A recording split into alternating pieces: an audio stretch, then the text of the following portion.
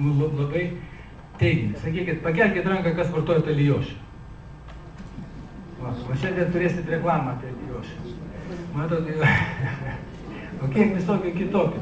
Tikriausiai nėra, nes yra salėje žmogaus, kuris nevartoja netradicinės medicinos gydymo priemonių, kur nebuvo masažo ar kokių vaistažolių ar kažko tai. Visi šitą daro. Bet kas yra, kokia yra problema? Šita medicina nelegali.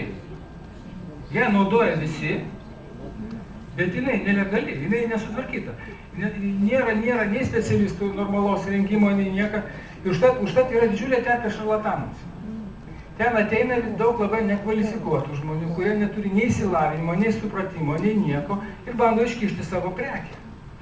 O reikėtų su protu, teisingai, ruošti žmonės universitetuose, išmokinti, pakviesti profesorius iš Indijos, iš Kinijos, kad jie išdėstytų tas visas, atskleistų tas paslaptis, išmokinti ir toliau, reiškia, kad ministerija aprobuotų, duotų licenciją žmonėms ir tie žmonės galėtų dirbti savo atsidaryti kažkokius tai centrus ar dirbti ligoninėse ir kartu su ta pagrindinė medicina užsiiminėtų žmonių sveikatinimo ir stiprinimo ideologija ir reabilitacija.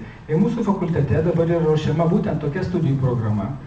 Ir mes svajojam, gal rugsėjo 1, jeigu palaimins ministerija, nors ten bus irgi didelis mūšis, reikia įtikinti tos visus biurokratus, kad reikalinga naujovės, o kai pas mus visi šneka, kad blogai, bet kada reikia ką nors naujo daryti, tada pasidaro didžiulis susipriešinimas.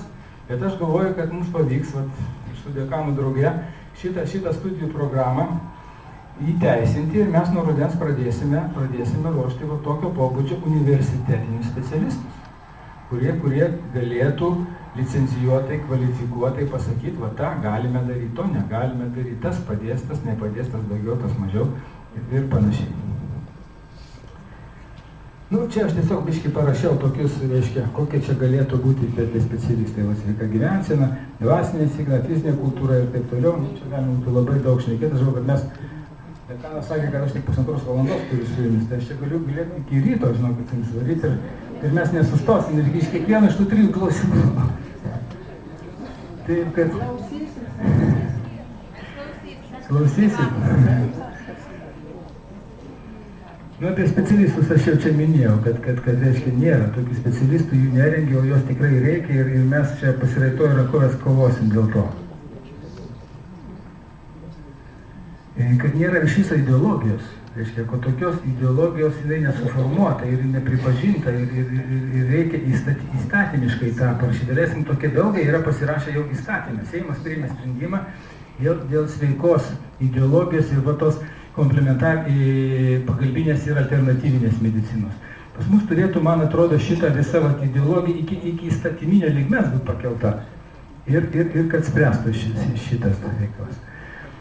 Tai tokios idėjos mus principai jau skatino tada, kada mes 28 metais pradėjom kurti šitą fakultetą.